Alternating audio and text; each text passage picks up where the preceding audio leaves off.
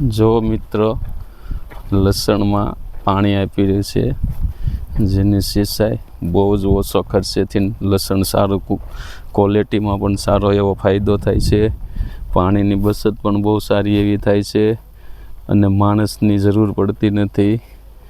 જે આ ઇરિગેશન આપણે હતા એનાથી અલગ સિસ્ટમ છે કાંઈ થોડીક નવી, જેને કારણે આપણે લસણ ડુંગળી બધાની ક્વોલિટી સારી બેસે છે અને ઉત્પાદન પણ ઓછામાં ઓછું ડબલ જેવું થઈ જાય છે. જે અમે આ નટુભાઈની વાડીએ ખાસ કરીને જોવા આવેલા છીએ, તો આ વીઘામાં 100 થી 125 મણ સુધીનું લસણ એ લોકો લે છે. જ્યારે એવરેજ આપણે 24 ગુંઠામાં વાત કરીએ ને તો 60 થી 70 મણ જેટલું લસણ થાય છે.